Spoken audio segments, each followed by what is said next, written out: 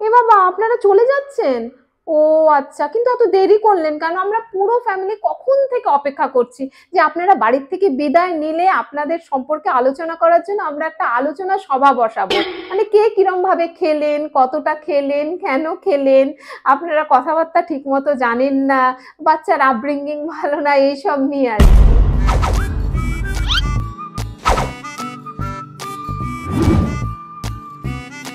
আসলে কি বলতো, আজকে সকালে ঘুম থেকে ওঠার আগেই কাজের মেয়েটা ফোন করেছে আজকে আসবে না, দুনিয়ার কাজ পড়ে আছি। তখনই জানি আজকে তো আমার দিন শেষ, তাই আমিও চলে এলাম তোমার দিনটা খারাপ করার জন্য। কংগ্রেচুলেশনস।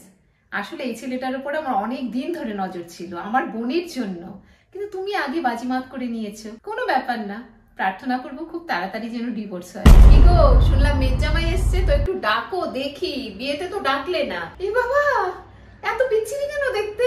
তুমি তো বলেছিলে চাঁদের মতো দেখতে, আমার কাছে তো একদম পাদের মতো লাগছে। কিরে, ছেলেটা কে? বয়ফ্রেন্ড? বাহ, মিষ্টি দেখতে তো ছেলেটা। ভয় পাচ্ছিস কেন? আরে না না, এত ভয় পাস না, আমি তোর মাকে কিচ্ছু বলবো না। আমি কি বোকা যে তোর মাকে বলবো? আমি তো পুরো পাড়া ছড়াবো। ঠিক আছে, তাড়াতাড়ি যাই, হ্যাঁ, শপিং না হয় কাল করবো।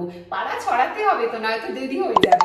আমি বাড়িতেই আছি, কিন্তু আমি তোকে বলছি যে আমি বাড়িতে নেই।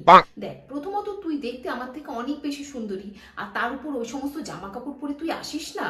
আমার বর রয়েছে তো বাড়িতে।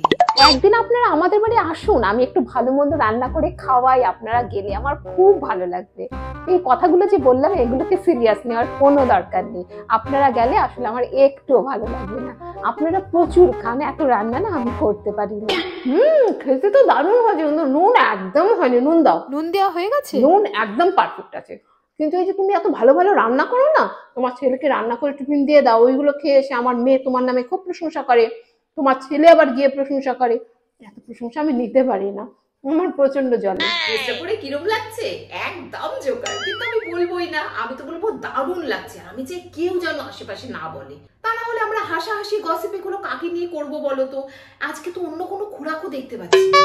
ও, বুঝতে কষ্ট হচ্ছে আমি কোন আন্টিটা? আরে বাবু, বুঝতে তো কষ্ট হবে, আমি তো সারা বছর একটাও ফোন করি না, কিন্তু আজকের দিনটা ফোন করতে একেবারেই ভুলি না, কারণ আজকে তোমাদের রেজাল্ট, আর আমার ছেলে প্রত্যেক বছর তোমার থেকে অনেক বেশি নাম্বার পায়। এই নিয়ে আমি তোমার মাকে অনেক কথা শোনাই। দাও দাও, মাকে ফোনটা দাও, কথাটা শুনিয়ে নি। এই ছেলের জন্মদিনে এসো কিন্তু। হ্যাঁ, বেশ বড় করে জন্মদিন করছি। এত বড় করে করার কোনো দরকারই ছিল না, পুরোটাই তো তোমার জন্যই করছি। আসলে তুমি আজকাল যা শো অফ করছো, এই যে তোমরা সবাই জানো আমার ছেলে এত ভালো চাকরি করে, এত টাকা মাইনে পায়, আসলে কিচ্ছু না, সব ঢপ দি লম্পট একটা, সারা দিন মেয়ে নিয়ে ঘুরে বেড়ায়। নিশ্চয়ই, সে আবার বলতে আমার বাড়ি তো আপনারই বাড়ি, এটা ভাবার ভুল একদম করবেন না। আর এই বাড়িতে দ্বিতীয় দিন আসার কথা কিন্তু একদম ভাববেন না, আপনাদেরকে আমার কাছে প্রচন্ড বাজে লেগেছে। তোমার মেয়ে ওই